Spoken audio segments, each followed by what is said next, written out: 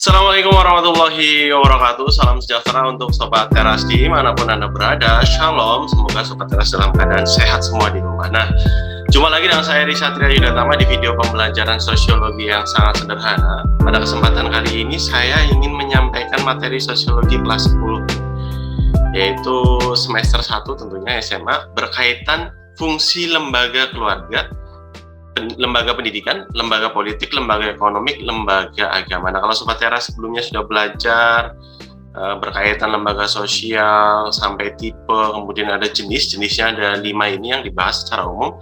Nah, saya lebih konsen ke fungsi pada setiap jenis lembaga tersebut. Sehingga tujuan video pembelajaran saya pada saat ini yaitu mengidentifikasi berbagai fungsi lembaga sosial, baik itu lembaga keluarga, politik, pendidikan, ekonomi, dan agama yang ada di masyarakat. Kira-kira apa saja nih fungsi-fungsi dari 5 lembaga sosial yang saya tampilkan di sini? Nah, kita akan ulas serta bahas satu persatu.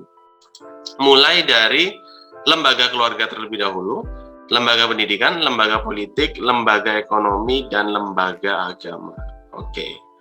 Nah, kalau di gambar saya ini ada contoh nih lembaga politik ya. Di sini ada lembaga keluarga juga. Oke, tidak berlama-lama langsung saja. Yang pertama, lembaga keluarga. Lembaga keluarga yang ada di masyarakat kita ini memiliki beberapa fungsi. Fungsinya itu ada 7. Kalau di dalam buku paket yang saya gunakan sebagai sumber belajar kita hari ini, yaitu buku paketnya Sosiologi Kunmaryadi. Yang pertama, fungsi reproduksi. Kemudian ada fungsi sosialisasi, fungsi afeksi, fungsi ekonomi. Kemudian di dalam lembaga keluarga juga ada fungsi pengawasan sosial, ada fungsi proteksi, ada fungsi pemberian status. Yang pertama kita bahas berkaitan dengan fungsi reproduksi. Jadi keluarga itu, ya, di dalam lembaga keluarga itu mempunyai anak dalam sebuah keluarga merupakan wujud dan tanggung jawab suami istri meneruskan keturunan. Nah, fungsi reproduksi di sini bahwa dengan berkeluarga kita bisa meneruskan keturunan. Itu yang pertama. Kemudian ada fungsi sosialisasi. Fungsi sosialisasi, keluarga berperan membentuk kepribadian anak agar sesuai harapan orang tua dan masyarakat sebagai tempat sosialisasi pribadi. Nah, materi sosialisasi itu akan kita pelajari di bab berikutnya ya. Di mana keluarga di sini berperan untuk menanamkan nilai dan norma kepada anak supaya anak bisa menjadi harapan orang tua dan bisa nanti hidup terjun di dalam masyarakat. Nah, ini fungsi sosialisasi di dalam sebuah keluarga.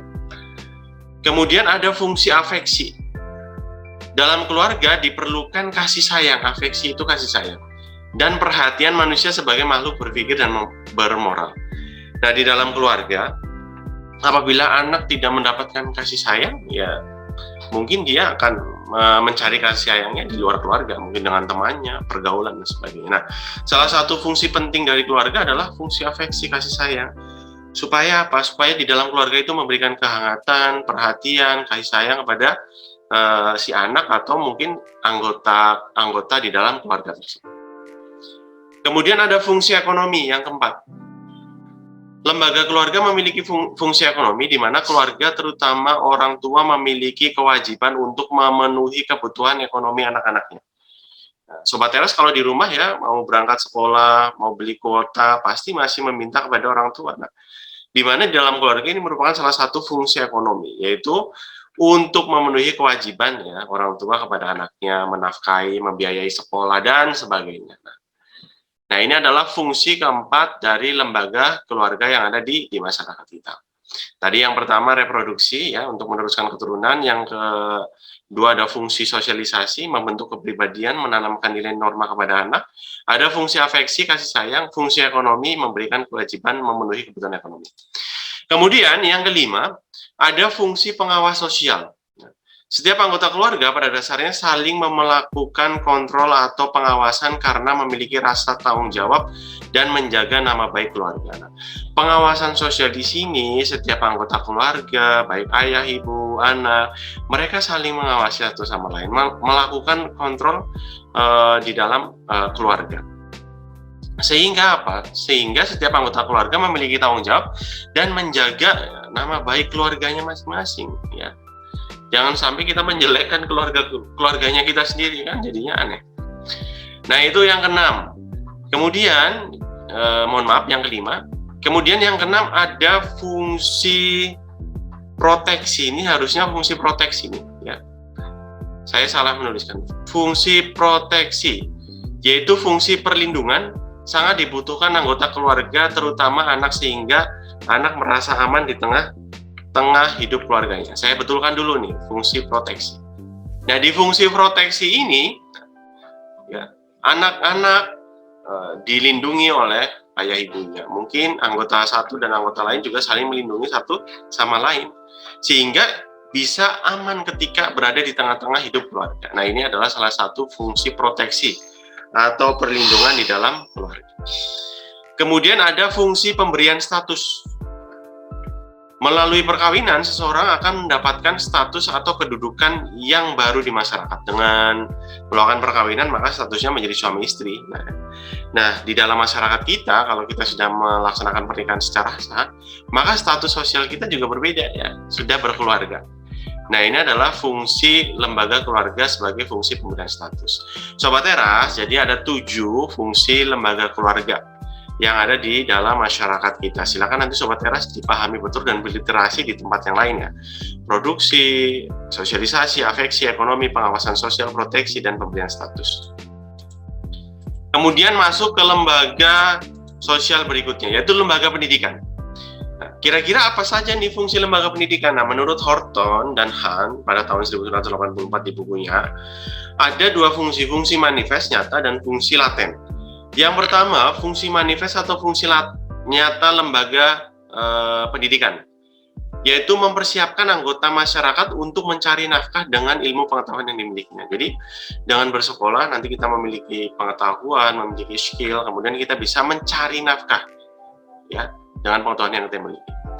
Kemudian mengembangkan bakat perseorangan. Pasti di dalam sekolah, ya, seperti yang gambar saya tampilkan, ada berbagai macam ekstrakurikuler yang bisa diikuti oleh Sobat Teras semua.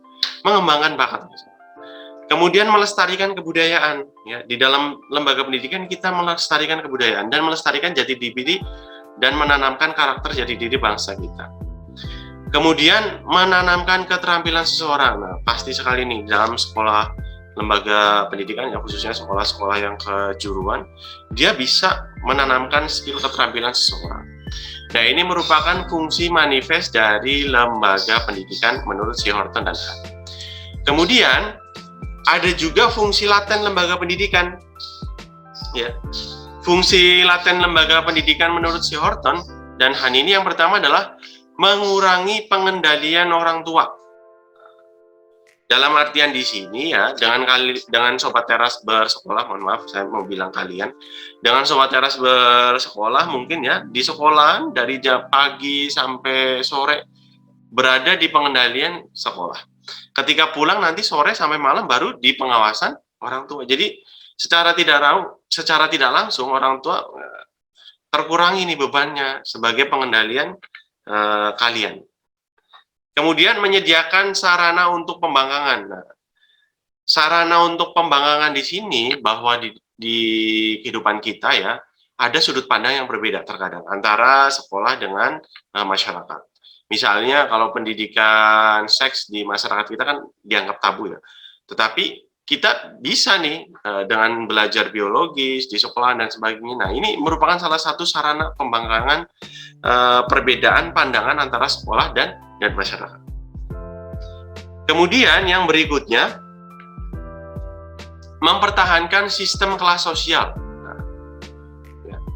Dengan bersekolah, Sobat Teras, kita bisa mempertahankan sistem kelas sosial. Artinya semakin tinggi, ya, kedudukan sosial Sobat Teras, maka akan mendapatkan status sosial yang tinggi pula. Nah, ini juga menjadi salah satu saluran mobilitas kita untuk bisa mendapatkan status sosial yang lebih tinggi dengan pendidikan. Nah, ini adalah salah satu fungsi laten dari lembaga pendidikan. Kemudian fungsi laten berikutnya adalah memperpanjang usia remaja. Nah, memperpanjang usia remaja. Dengan bersekolah, maka Sobat Teras tidak boleh menikah nih. Nah, secara tidak langsung memperpanjang usia remaja dan meminimalisir adanya pernikahan dini. Nah, ini adalah fungsi laten dari lembaga keluarga. Nah, Sobat Teras, secara umum lembaga pendidikan ini ada dua fungsi manifest dan fungsi laten yang disampaikan oleh Harton dan Hahn. Kemudian ada menurut si David, tapi saya tidak jelaskan. Saya jelaskan menurut si Harton dan Hahn saja. Kemudian lembaga berikutnya adalah lembaga politik. Nah, kira-kira fungsi lembaga politik apa nih Sobat Teras? Tadi lembaga keluarga sudah ada 7, lembaga pendidikan ada manifest, ada laten. Nah, sekarang lembaga politik. Fungsi lembaga politik di dalam bukunya Kun Mariyati ada 4. Yang pertama adalah memelihara ketertiban di dalam masyarakat. Memelihara ketertiban di dalam atau internal order. Lembaga politik memelihara ketertiban di dalam masyarakat dengan wewenang yang dimilikinya. Artinya mengatur bagaimana di negara kita ya, apabila terjadi perselisihan, konflik. Nah, ini lembaga politik sebagai penegak dan menyelesaikan permasalahan-permasalahan yang ada di dalam anggota masyarakat kita. Nah, itu namanya internal order.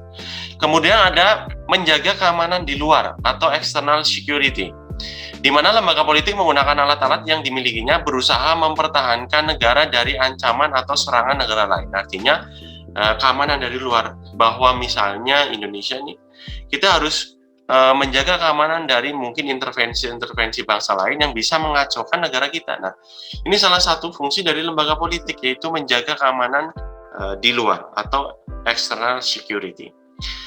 Kemudian fungsi lembaga politik berikutnya adalah mengusahakan kesejahteraan umum atau general welfare.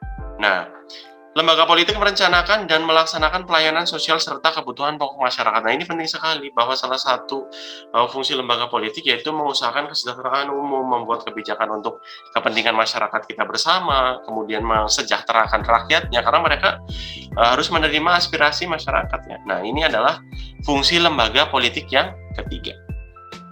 Kemudian fungsi lembaga politik yang berikutnya adalah, atau yang terakhir, yang keempat, mengatur proses politik. Nah, lembaga politik mengatur proses persaingan untuk memperoleh kekuasaan agar tidak mengancam kebutuhan masyarakat, bangsa, dan negara. Nah, ini merupakan salah satu ya fungsi lembaga politik yang sering kita lihat nih di dalam kehidupan masyarakat kita dengan adanya proses pemilihan umum.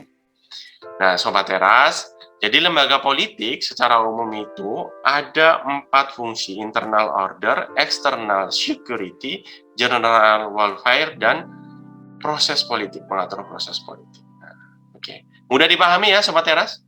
Kemudian kita lanjut, lembaga ekonomi. Kira-kira lembaga ekonomi yang ada di masyarakat kita memiliki tujuan dan fungsi apa nih fungsinya?